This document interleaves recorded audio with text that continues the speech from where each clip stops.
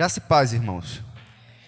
Irmãos, antes mesmo do sermão, nós vamos ter um momento agora diferente, que hoje é o domingo da igreja perseguida, um domingo em que todas as igrejas do mundo inteiro, do mundo livre, digamos assim, nós que temos liberdade para cultuar o nosso Deus, nós temos uma obrigação de interceder e clamar a Deus pela chamada igreja perseguida. Então, hoje é o domingo da igreja perseguida. Nós vamos orar, é o DIP. Todo ano tem uma data. Essa data, irmãos, é marcada de acordo com logo após o Pentecostes, a palavra de Deus diz que eles foram dispersos por conta da perseguição. Então, o Pentecostes foi contando assim pela sequência, logo após a Páscoa, semana passada. E hoje, uma semana depois, a Bíblia diz que houve uma grande dispersão. O povo de Deus sempre foi perseguido, irmãos. Sempre sofreu uma diáspora. Eles tiveram que sair das suas casas, sair de Jerusalém, por conta da grande perseguição que se instalou ali. E até hoje, pessoas estão fora de suas casas, estão vivendo longe, deslocados, perseguidos políticos, mas não só políticos, mas perseguidos religiosos. E hoje nós vamos então passar um pequeno vídeo, vai ter que desligar todas as luzes, né? Presta atenção, vamos ligar todas as luzes, nós vamos assistir esse pequeno vídeo sobre os irmãos perseguidos. Já imaginou perder tudo que você se dedicou a construir por amor a Jesus? Para sobreviver, milhares de cristãos perseguidos abandonam seus lares e sonhos somente para não abandonar Jesus. Mais de 68 milhões de pessoas ao redor do mundo foram forçadas a deixar suas casas, sobrevivendo em situações precárias em acampamentos improvisados, tornam-se deslocados internos. Nossos irmãos e irmãs na fé não são exceção.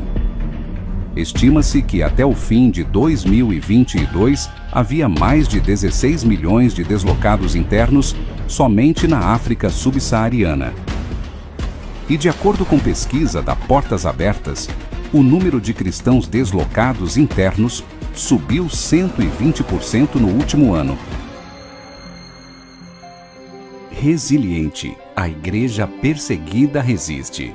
Contando com o apoio da Igreja Global para divulgar sua história e manter-se firme. No dia 15 de junho, você pode organizar um momento de oração em sua igreja e participar do Domingo da Igreja Perseguida 2025. Acesse o site portasabertas.org.br/DIP e participe.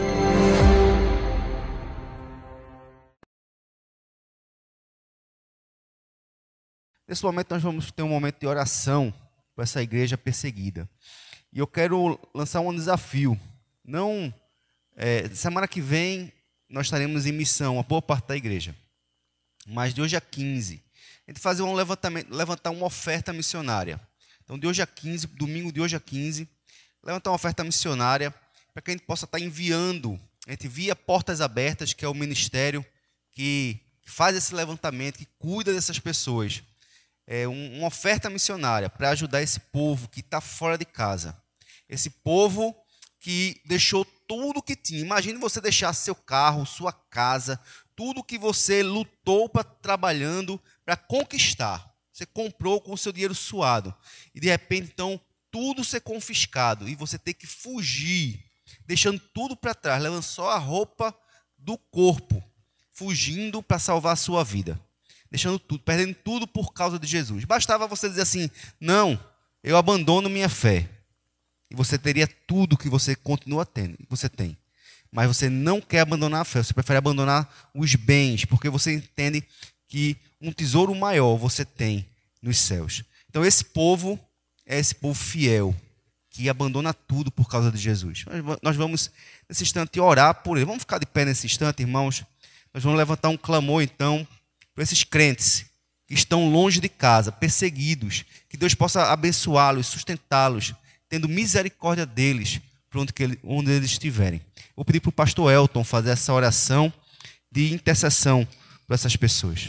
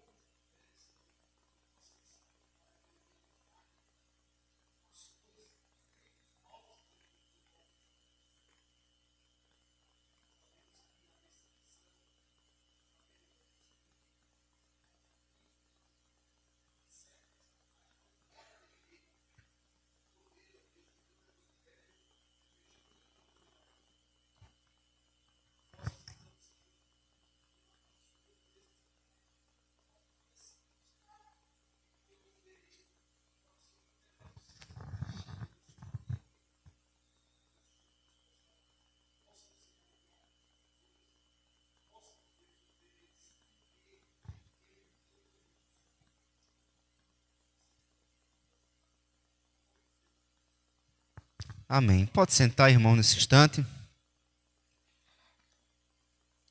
Imagina, irmão, então, como funciona a mente de um missionário que está num campo cuja perseguição ela é diária, cujo muitos pastores têm suas casas incendiadas, têm suas casas apedrejadas, de repente eles estão em casa jantando e de repente uma pedra vem e estoura a vidraça de casa.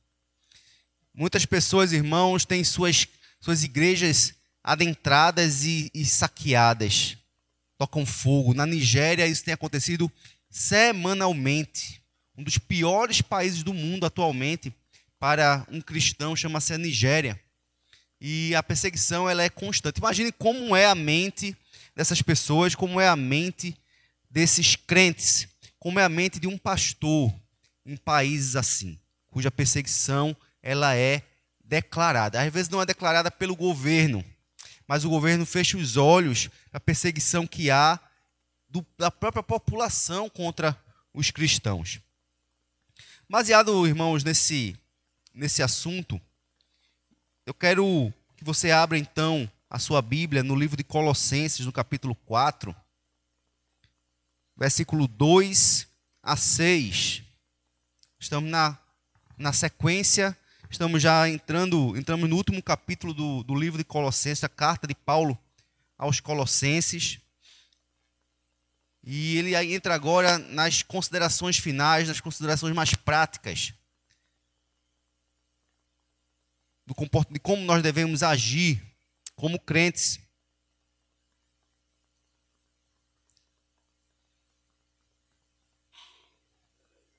Colossenses 4, a partir do versículo 2 ao 6. A gente vai ler na Nova Almeida atualizada. Continuem a orar, vigiando em oração, com ação de graças. Ao mesmo tempo, orem também por nós, para que Deus nos abra uma porta à palavra, a fim de falarmos do mistério de Cristo, pelo qual também estou algemado. Orem para que eu torne esse mistério conhecido, como me cumpre fazer. Sejam sábios no modo de agir com os que são de fora. Aproveitem bem o tempo. Que a palavra dita por vocês seja sempre agradável, temperada com sal, para que saibam como devem responder a cada um. Vamos orar mais uma vez? Senhor, obrigado pela tua palavra santa que nos instrui como devemos viver. Te peço, Pai, em nome de Jesus, que teu Espírito Santo toque em cada coração aqui, que possamos, Senhor Deus, entender a tua voz e praticar em nossas vidas. Em nome de Jesus. Amém. Irmãos, imagine você, então, num país assim, de perseguição. Paulo estava preso quando escreveu essa carta. Por que ele estava preso? Ele estava preso por pregar o evangelho. Ele estava vivendo na pele a perseguição religiosa. Ele sabia o que era isso.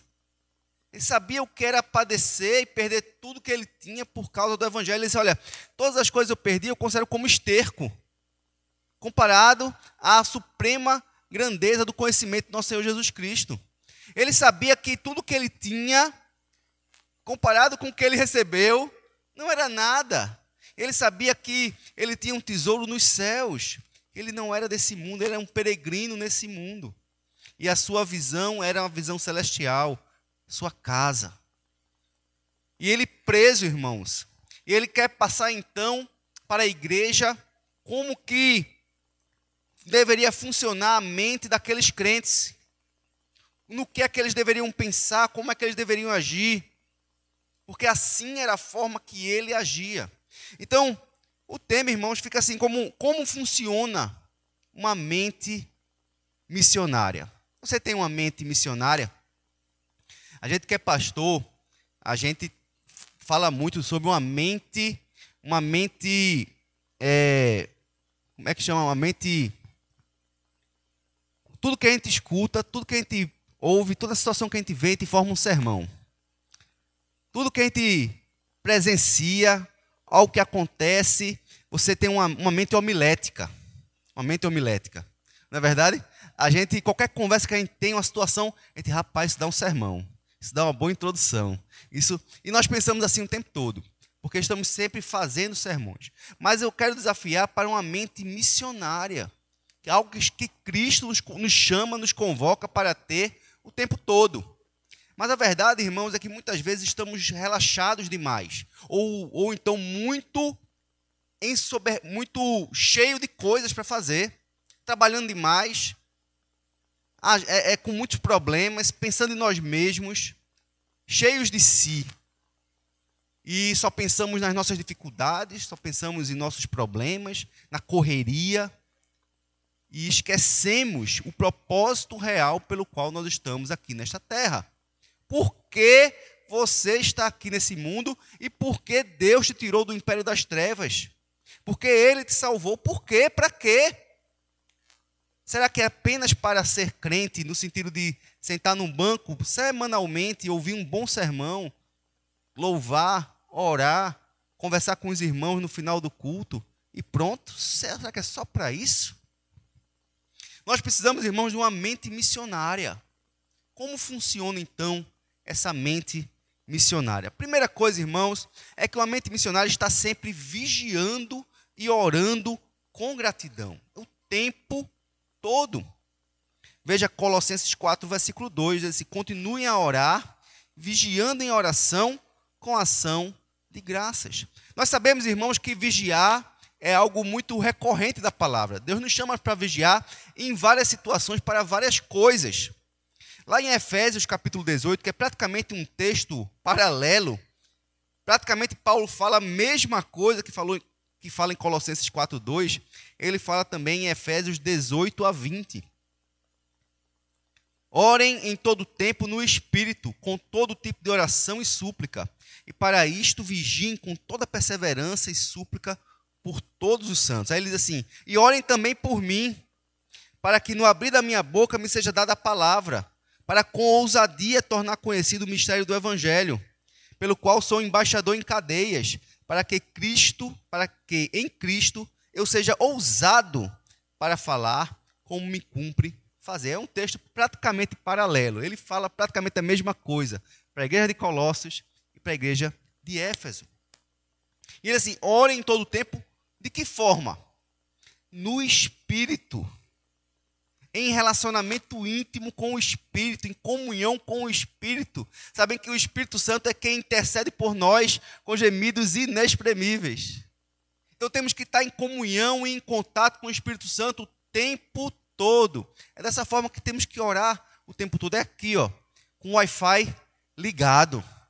Ninguém desliga o Wi-Fi, né? Por exemplo, quando está em casa, o Wi-Fi é ligado o tempo todo. Temos que estar com o Wi-Fi espiritual ligado o tempo todo. No Espírito. E ele assim, com todo tipo de oração e súplica. Então podemos estar em tempo todo orando a Deus, pedindo, clamando, mas principalmente, irmãos, intercedendo. E ele assim, ó, para isto vigiem com toda perseverança e súplica por todos os santos. Uma das principais funções, irmãos, de estar orando o tempo todo no Espírito é intercessão. A intercessão é quando nós nos colocamos na brecha no lugar de outra pessoa. Hoje, agora, nós acabamos de interceder. E todas as vezes que nós temos um problema, a primeira coisa que a gente faz é coloca no grupo da igreja, chama os irmãos para orar, para os irmãos intercederem. E aí coloca lá e o pessoal começa a botar a mãozinha, amém, em oração agora mesmo. Deus está no comando e a gente está sempre orando uns pelos outros, porque assim a palavra de Deus nos instrui e ninguém, eu tenho certeza absoluta aqui, que ninguém, até muitas vezes o ímpio, ele não nega a oração. Ele diz: eu estou orando por você, e a pessoa diz: que bom. Quando alguém chega para você: irmão, Deus incomodou meu coração para estar intercedendo por você. Como é maravilhoso, irmãos, saber que tem alguém orando e sustentando nossas mãos, como Moisés teve suas mãos sustentadas enquanto ele orava, tinha gente segurando as mãos dele, intercedendo com ele, apoiando ele. Como é bom saber que tem gente orando por nós, amém? E Deus nos chama para que nós vigiemos no Espírito e perseverantemente. de forma contínua, sem esmorecer, sem desistir, continuamente, perseverando, suplicando por todos os santos, por todos os crentes, porque todos nós carecemos de oração. Ninguém pode dizer assim, eu não preciso que ninguém ore por mim. Pelo contrário, nós precisamos. E muitas vezes, irmãos, quando vem aquela provação e você consegue passar, saiba que muitas vezes é porque tem alguém orando por você e Deus concede graça, escutando a oração de um irmão que talvez você nem conheça. Mas então, nós devemos orar uns pelos outros, nós devemos orar no Espírito, nós devemos orar com perseverança, com súplicas, o tempo todo. Isso é uma das funções da oração, do vigiar em oração. Mas tem outros motivos pelo qual nós temos que vigiar em oração. Veja Mateus 26, 40 e 41. E voltando para os discípulos, achou-os dormindo. E disse a Pedro, então nenhuma hora vocês puderam vigiar comigo. Até Jesus pediu para que alguém vigiasse com ele. E eles não puderam. Vigiem e orem. Para quê?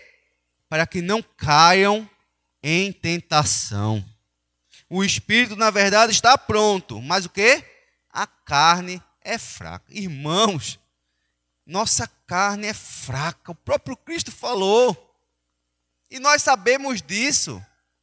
E a Bíblia nos instrui, irmãos, para orar o tempo todo e vigiar, porque nossa carne é fraca. Para que nós não caiamos em tentação. Aquele que pensa que está de pé, cuidado, para que não caia. Porque não há super-homem, não há super-mulher, não há ninguém que não esteja sofrendo riscos seríssimos de uma total apostasia. Temos visto isso acontecer com muita gente.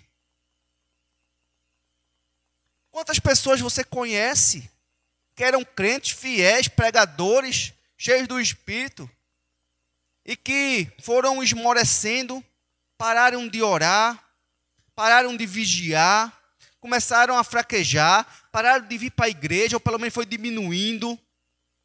Estavam em todos os cultos, nas reuniões, ia para os acampamentos, para as viagens missionárias, ativo, e aí começa a trabalhar. E aí começa a pegar um outro trabalho. Aí casa, aí tem filho, aí daqui a pouco tem tanta coisa para fazer que não tem mais tempo para nada, nem para orar em casa, nem para ler a palavra de Deus mais. Começa a ser sufocado pelas coisas do mundo e vai deixando de vir para a igreja, deixa de vir para o culto, deixa de vir para a reunião de oração. A escola dominical, estou cansado, preciso dormir, e vai deixando, sucumbe, irmãos. Parou de orar, parou de vigiar, parou de estar ligado em relação íntima com o Espírito Santo. Irmãos, não tem jeito. Não existe super-homem. Todos nós, se não vigiarmos e orarmos, nós vamos sucumbir. É garantido, é certo. Porque nós somos fracos. A carne é fraca. Outro motivo, irmãos, pelo qual nós temos que ser vigilantes, está lá em 1 Pedro 5,8. Além da nossa carne, tem outro que está doido para ver a gente no chão. 1 Pedro 5,8, sejam sóbrios e o quê? Vigilantes. Por quê? Porque o inimigo de vocês, o diabo, anda em derredor, como um leão que ruge, procurando alguém para devorar. Irmãos, o diabo está babando por você. Pare para pensar nisso. O diabo está babando pelo seu filho. O diabo está assim com as garras de fora, pronto para dar o bote em você. Ele está lhe cercando. E você está dormindo. tranquilo, achando que não tem problema passar um dia sem orar. Hoje eu nem li a Bíblia, amanhã eu leio. Deixando de vir para o culto. Não tem problema não, semana que vem eu vou. Deixando de cultuar aquele que te salvou e que tem te sustentado, tem cuidado de você. Jesus falou certa vez que o diabo reclamou a Pedro, querendo peneirá-lo.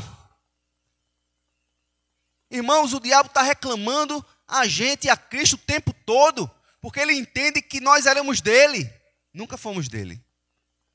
Fomos sequestrados de Deus. Nunca fomos dele. O Senhor fez um resgate por nós, trazendo-nos de volta. Mas ele reclama. Ele quer você. Ele está babando, rodeando você. Irmãos, do jeito que existem anjos ao nosso redor, existem demônios ao nosso redor. Quer ver os demônios arrodearem você, rugindo? Comece a se santificar. Comece a buscar a presença do Senhor. Coloque um propósito de servir a Deus. Diga assim para Deus: eu vou para Aripina semana que vem pregar o evangelho, para você ver como é que vai ser sua semana. Se não vai ter desafio. Por isso, irmãos, precisamos ser sóbrios. Está ligado? Porque estamos numa guerra espiritual violentíssima. Não podemos brincar. Porque o diabo nem brinca nem dorme. E nós muitas vezes estamos dormindo, brincando de ser crentes. E às vezes você não sabe porque você cai tanto, é porque você não vigia, irmãos. Você não vigia. Não ora. O Wi-Fi desliga. Do celular não, mas o Wi-Fi espiritual desliga.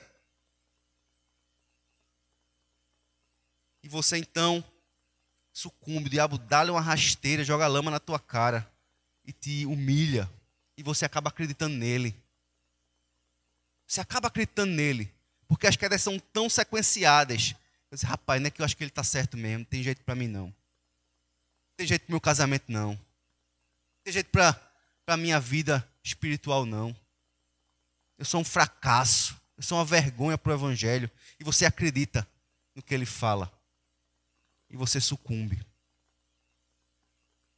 E por último, irmãos, nós temos que estar preparados. Veja Mateus 24, 44. Por isso estejam também vocês preparados, porque o Filho do Homem virá a hora em que vocês menos esperam. Precisamos, irmãos, estar preparados, vigiando e orando, porque a volta de Cristo é a qualquer momento, quando nós menos esperarmos. Na verdade, aqueles que não vão estar esperando é porque estão entretidos com esse mundo, mergulhados nesse mundo, serão pegos de surpresa. E nós não podemos estar nesse meio, precisamos estar vigiando o tempo todo, sabendo que a volta de Cristo vai pegar muita gente no momento que elas menos esperam, que nós não estejamos nesse grupo de pessoas. Então, irmãos, uma mente missionária é uma mente que está o tempo todo ligado no céu. O tempo todo orando, o tempo todo na presença do Espírito Santo, o tempo todo prestando atenção na guerra espiritual que está ao nosso redor. Vocês lembram de Eliseu e Geazi? Quando os inimigos cercaram pelo monte e Geazi saiu para pegar água, quando ele olhou, ele congelou. E ele chama assim, Eliseu, vem cá. Veja, olha, Senhor, mostra para eles que muito mais são os que estão conosco do que os que estão com eles. E aquele momento Deus deu para Geazi também uma visão espiritual do quantos anjos e carros alados estavam ali ao redor.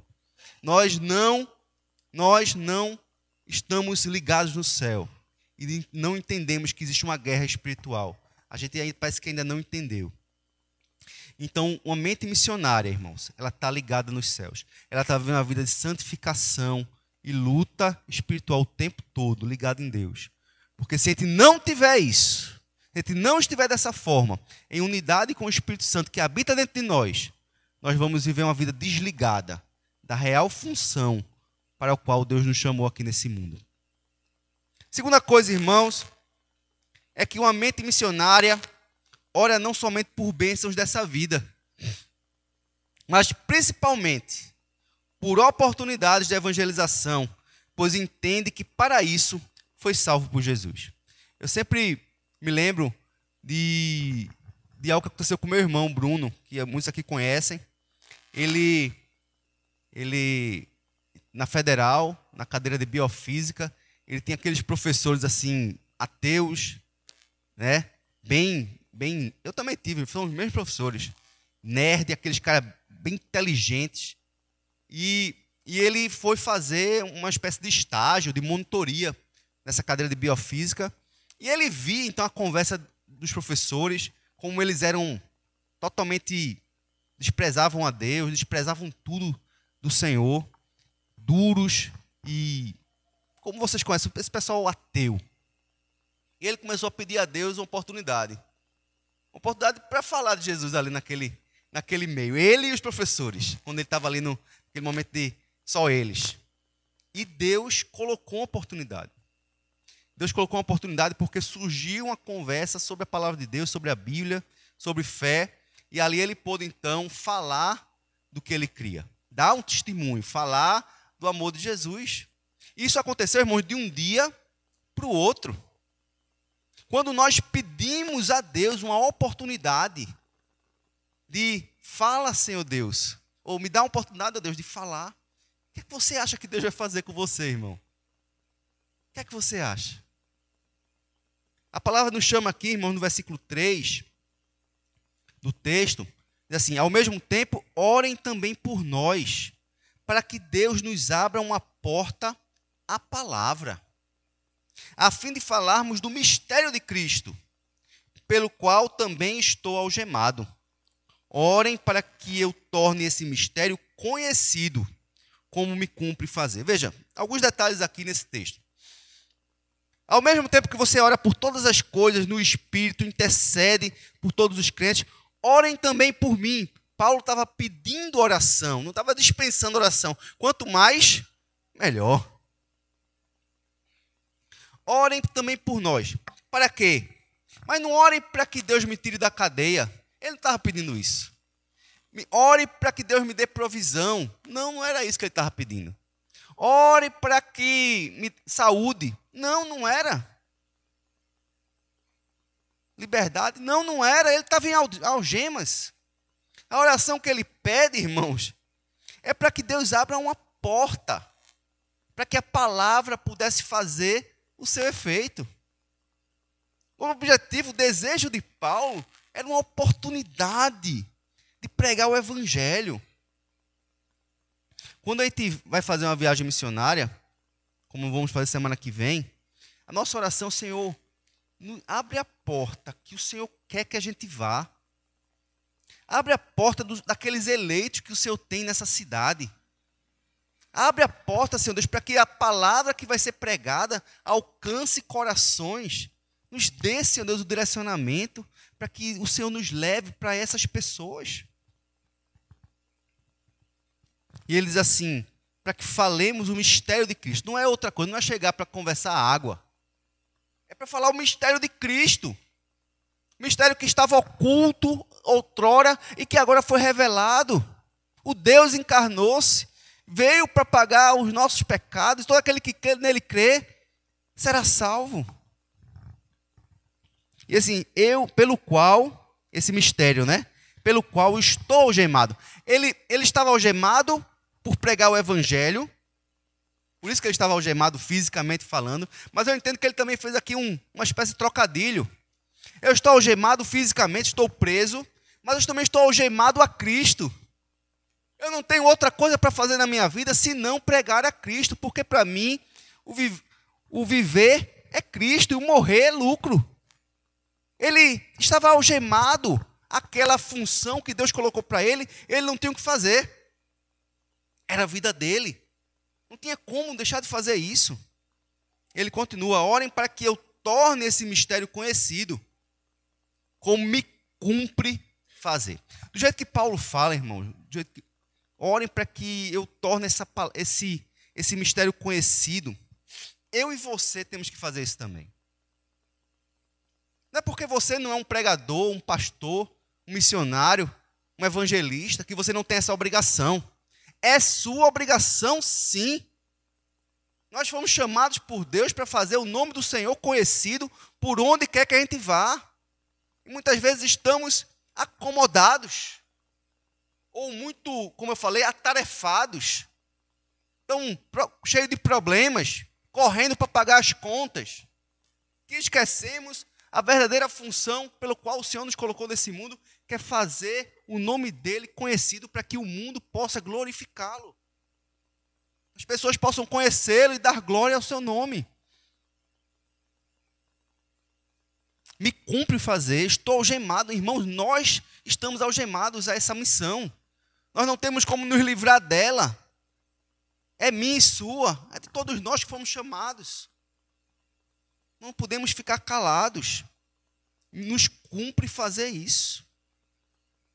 A mesma coisa ele falou lá em Efésios 6,19. Ele diz assim: olhem também por mim, para que no abrir da minha boca me seja dada a palavra. É outra coisa impressionante também, irmãos. Nós temos que pedir a Deus: Senhor, a palavra diz, abre a tua boca e eu a encherei. Senhor, encha a minha boca das palavras que tu queres.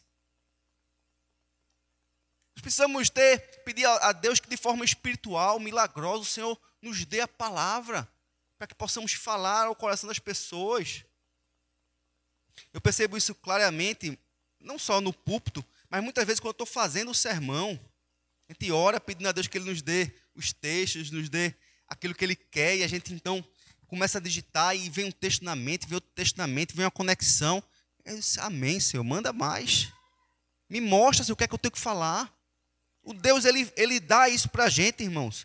Quando nós estamos clamando, Senhor, no abrir da minha boca, coloca uma palavra que o Senhor quer, para que com ousadia, veja, precisa de ousadia, irmãos, principalmente hoje, cada vez mais, temos que ser ousados para falar a palavra de Deus. Eu possa tornar conhecido o mistério do Evangelho. Ele diz novamente, pelo qual sou embaixador em cadeias. Para que em Cristo eu seja ousado no falar, como me cumpre fazer. Não precisamos ter medo. Nem tem uma coisa muito interessante nessas viagens missionárias, é que a gente bate nas casas, e você pode, de repente, bater na casa do prefeito, nem sabe que está batendo. Cidade do interior, isso pode acontecer.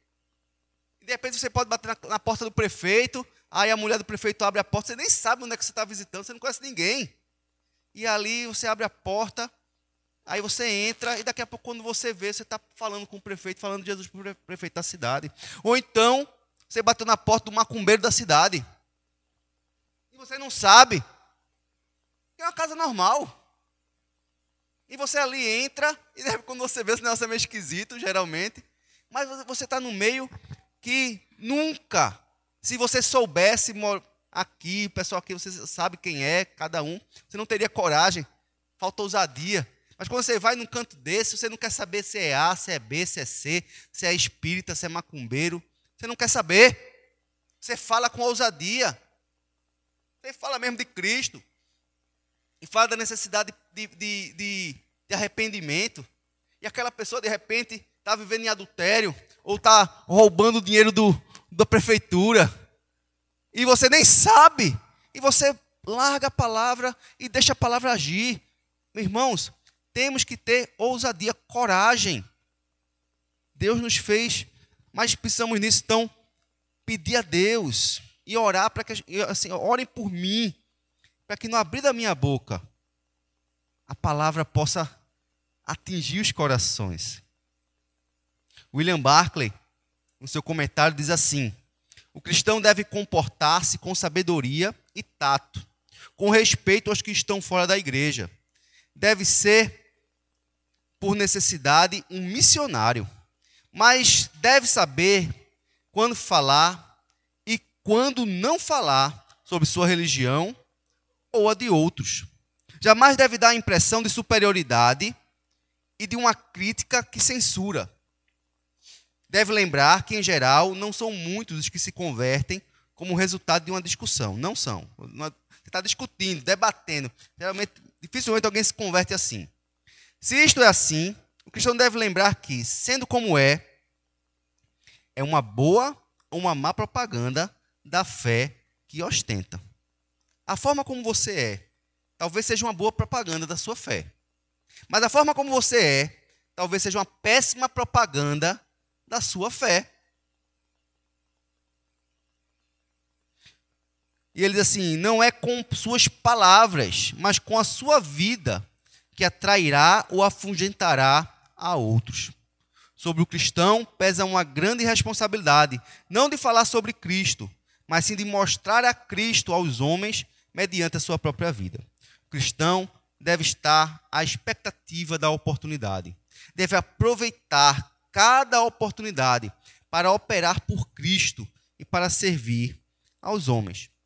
Por isso, irmãos, uma mente missionária também precisa aproveitar sabiamente as oportunidades para pregar com palavras e atitudes. Quando a gente vai também, assim, na cidade do interior, a gente sempre pede que as pessoas, a equipe, tenha um comportamento, esteja atento, vigiando no seu próprio comportamento. Às vezes nós estamos em amigos e conhecer, e às vezes a gente brinca e tal. Todo cuidado com a brincadeira. Todo cuidado com o que vai falar. Todo cuidado com o excesso de alegria, porque isso chama atenção. Todo cuidado com as pessoas que a gente está andando na rua, estão olhando para a gente e tentando perceber algum erro. A roupa que a gente usa, como que a gente está conversando, muito gaiato, e eles olham assim, e vai fazer toda a diferença. A forma como eles vão receber a palavra, primeiro eles vão olhar para você. Como você está se comportando? É o versículo 5 e 6 do nosso texto. Esses sejam sábios no modo de agir com os que são de fora. E aproveitem bem o tempo. E que a palavra dita por vocês seja sempre agradável, temperada com sal, para que saibam como deve responder a cada um. Irmãos, temos que ser sábios. Temos que saber o que falar e o que não falar. Não podemos ostentar nossa religião como se nossa religião fosse melhor do que a deles. Ou como se nós ir pregar como assim, eu sou eu sou o missionário e vou te salvar do inferno. Como se você fosse o cara grande, espiritual, e que ele é um pecador perdido, miserável, que está prestes a ir para o inferno.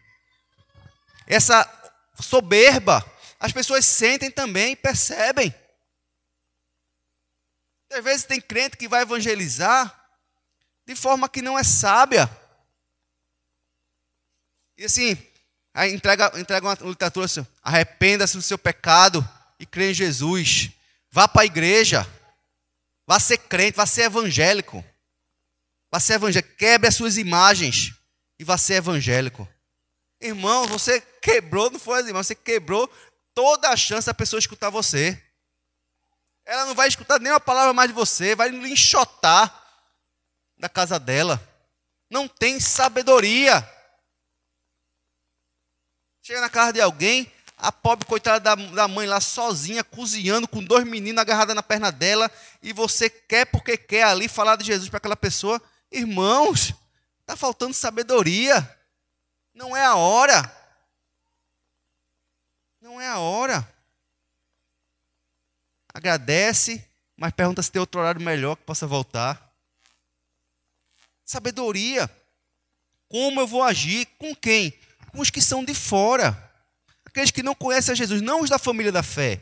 Aqui ele está falando com os de fora. João Calvino, não o filho de Elton, o original, ele diz assim: mas por que ele quer que se leve em conta o nosso modo de agir com os incrédulos do que com os crentes? Há 3 razões. Primeira, para que não se ponha tropeço no caminho dos cegos. Temos que ter sabedoria como vamos agir, que muitas vezes nós somos tropeço para eles. Nosso modo de agir pode fazer com que eles descreiam em Deus e não creiam. Pois nada é mais fácil de ocorrer do que os incrédulos irem de mal a pior em virtude da nossa imprudência e suas mentes serem feridas de modo a terem a religião em crescente repulsa. Eu vou ser crente? Eu vejo fulano, ciclano. Oxe, eu sou muito mais crente do que eles. Estou na igreja lá, ó. Mas eu tenho muito mais ética e falo muito mais a verdade do que esse povo. Criamos muitas vezes, irmãos, repulsa. As pessoas não querem receber o crente porque eles botam tudo no mesmo pacote. Isso aqui é um bando de ladrão. Só vai para a igreja por causa de bênção. Segunda coisa, João Calvino diz, é para que não se dê ocasião a que a honra do evangelho não seja denegrida, e assim o nome de Cristo se exponha ao desdém. As pessoas se tornam mais hostis e se suscitem perturbações e perseguições.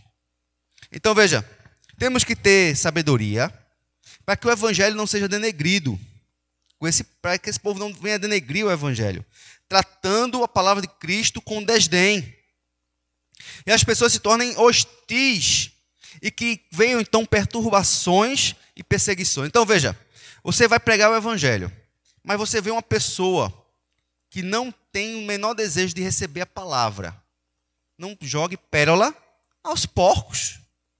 Vai chegar numa casa e que a pessoa está ali tratando com desdém, galhofas, tirando onda, resenhando, sem dar atenção, Não é.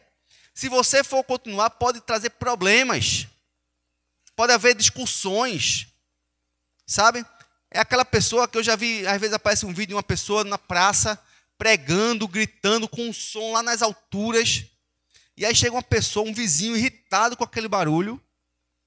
E ali então vai para o confronto com aquele crente. Está errado o cara que está confrontando e para bater no crente, claro. Mas o crente, muitas vezes, ele não entende que ele pode estar causando um dano muito maior ao evangelho e à cruz de Cristo do que trazendo salvação. Imagine você com uma pessoa idosa na sua casa, precisando dormir, descansar, um doente, o seu menino que... E aí uma pessoa bota um som desse tamanho do lado da sua casa e começa a gritar. Veja, irmãos, não é sábio. Não é sábio, gera contenda, gera perseguição. Gera perseguição. Terceira coisa e última que João Calvino fala. Para que quando estivermos misturados, participando de alimento ou de outras ocasiões, não sejamos maculados por suas poluições e pouco a pouco nos tornemos profanos. Então veja, nós temos que ter cuidado como devemos agir com os de fora, porque se nós começamos a comer com eles, não tem problema. Mas aí você, aos poucos, você vai se maculando, você vai pecando aqui e acolá, abrindo espaço e tomando uma, ou conversando uma besteira, soltando uma piada que não devia. E aí você vai se maculando e daqui a pouco você está tão profano quanto ele. Então, cuidado com os de fora. Cuidado com os de fora. Seja sábio. E então ele diz assim, com relação às palavras, Calvino fala que Paulo requer, então, uma linguagem suave, de modo que os ouvintes se sintam atraídos por sua utilidade. Então, a palavra que você vai ter lá é suave, é uma palavra temperada, uma palavra sábia, uma palavra que vai atrair e não repelir. Eu vou chegar numa casa, nós vamos chegar numa casa na semana que vem, que tem umas estátuas desse tamanho. Tem. E aí você vai chegar e você vai falar assim, rapaz, essa estátua é bonita, mas não fala, nem pensa, nem escuta. Aí a pessoa vai olhar assim, não. Aí por que tu ora para ela? O que você fez, irmãos? Você já criou um problema de cara. Você já criou uma antipatia de bolo. Você não usou uma palavra temperada. Você não usou uma palavra que atraia. Você não usou de sabedoria. Você pode chegar para essa pessoa assim, que bom que eu vejo que você é uma pessoa religiosa. Que bom que você é uma pessoa que pede ajuda a outras pessoas quando você está com problemas, não é verdade? Você vai olhar assim, você não está pedindo aqui ajuda a Maria, a Pedro, para que interceda por você, junto a Deus? Então, eu quero interceder por você. Eu quero orar por você. Me fale daquilo que você está precisando, que eu vou falar com Deus. E Deus vai atuar na sua vida hoje. Veja, você usou aquela intercessão que ela quer. Ela tem aquela imagem porque ele quer um intercessor. Ou então você fala, Senhor, eu tenho um intercessor também, que é Jesus. Tudo que eu peço em nome de Jesus. E eu posso interceder também por você, porque a Bíblia nos chama para interceder uns pelos outros. E você ali me diga aí, eu estou doente, meu filho está nas drogas, meu pai bateu na minha mãe, meu pai é um alcoólatra, meu marido é um alcoólatra, meu casamento vai acabar. E ali você abriu uma porta gigante, irmãos, para interceder pela pessoa, para orar pela pessoa. Palavra temperada, palavra que atrai, que não que repele. Palavra sábia de alguém que está cheio do Espírito Santo. Lá em 1 Pedro, terminar, irmãos, capítulo 3, versículos 15 e 16. E diz assim: pelo contrário, santifiquem a Cristo como Senhor no seu coração, estando sempre preparados para responder a todo aquele que pedir razão da esperança que vocês têm. Como é que nós estamos sempre preparados? Como é que nós vamos estar sempre preparados? Bem que você esteja sem Bíblia no momento. Bem que você esteja na fila de um banco. Bem que você esteja ali no trabalho. O que significa estar sempre preparado? É estar sempre com o Wi-Fi ligado. É estar sempre em oração. É estar sempre pedindo a Deus uma oportunidade. E aí as oportunidades virão. Os ímpios vão perguntar, querer saber a razão da esperança que você tem. Porque eles vão ver em você algo diferente. Vão ver você em meio aos problemas e dificuldades, que você tem um sorriso no rosto, uma alegria, uma paz no coração. Esse rapaz, me explica um pouquinho da esperança que você tem, da sua fé. E você ligado no Espírito Santo ali abriu a porta para você. Você ali vai falar do seu testemunho, da sua vida e do seu Senhor. E aí ele diz, como vai fazer isso? Versículo 16. Façam isso com mansidão e temor, com boa consciência, de modo que aquilo que falam mal de vocês fiquem envergonhados. Esses que difamam a boa conduta de vocês têm em Cristo. Então, irmãos, nós temos que ter uma mente missionária. Uma mente missionária, ela está orando e vigiando no Espírito Santo o tempo todo. Uma mente missionária, ela pede ao seu principal clamor: Senhor, me dá oportunidades. Me dá oportunidades. Como muitos puritanos dizem, Senhor, me dá almas, senão eu morro. Senhor, me dá a Escócia, como Joe Owen. Precisamos clamar a Deus por oportunidades de falar o Evangelho, irmãos. Oportunidade porque as pessoas estão morrendo, estão indo para o inferno. E uma mente missionária, irmãos, ele aproveita essas oportunidades quando elas vêm, com sabedoria e palavras e atitudes.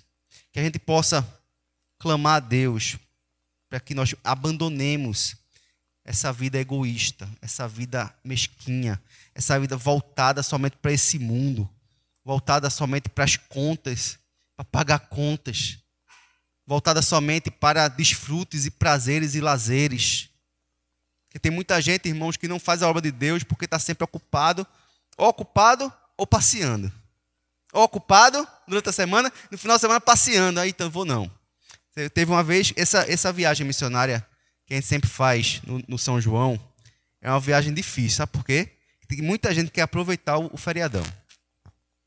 Eu trabalho tanto, eu faço tanta coisa, vai vir um feriadão desse bom, ó. Vai começar na quinta-feira, que é Corpus Christi. Vê que emendada boa, quinta, sexta, sábado, domingo, segunda e terça. Que feriado. Oxe, eu vou me embora passear, eu vou estar andando lá no sertão, velho, calor arretado de dia, de noite batendo os queixos de frio. Eu vou nada, é longe demais, é muito cansativo. Não falta, irmãos, desculpa. Tem desculpa, você vai ter uma lista. Se você quiser mais, eu também lhe ajudo. Não falta. Mas, irmãos, ou nós estamos ocupados, ou nós estamos querendo lazer. Não é essa mente missionária que Deus quer para a gente. Deus quer gente que esteja realmente disposto a arregaçar a manga, a sofrer, a se cansar, a se gastar.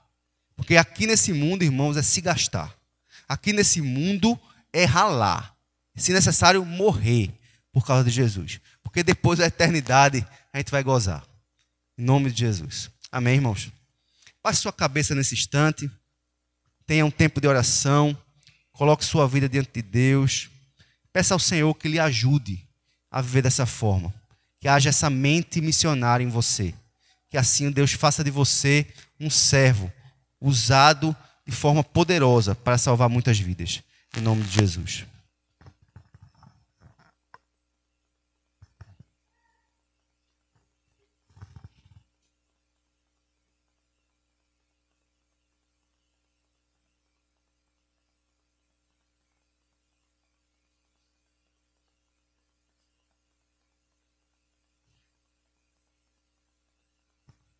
Santo Deus e Pai, nós queremos reconhecer, Senhor, que muitas e muitas vezes nós só pensamos na gente. Esquecemos, Senhor Deus, o verdadeiro propósito pelo qual o Senhor nos salvou. O propósito pelo qual o Senhor enviou teu Filho Jesus para pagar a nossa dívida. Não somos mais de nós mesmos, Senhor. Somos embaixadores do reino. Somos aqueles que proclamam as virtudes daquele que nos tirou das trevas para a sua maravilhosa luz. Não somos mais como antigamente, Pai, fomos transformados pela Tua graça. Mas muitas vezes a gente se acomoda. Muitas vezes a gente não está orando o tempo todo, vigiando.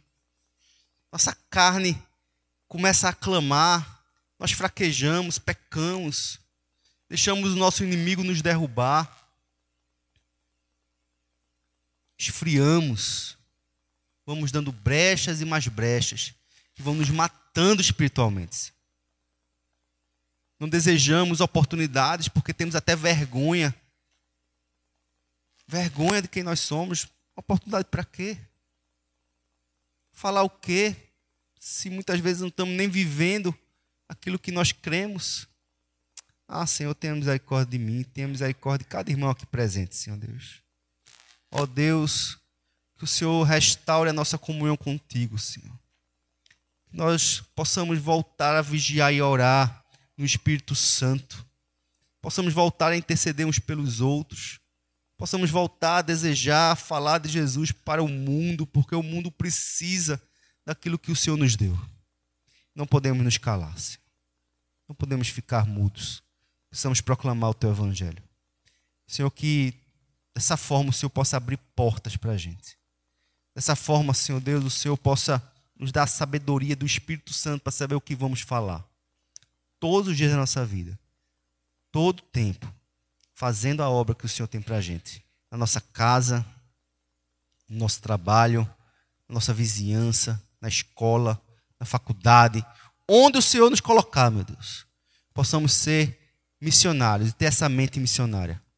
Para a honra e glória do Teu nome, meu Pai, em nome de Jesus. Amém.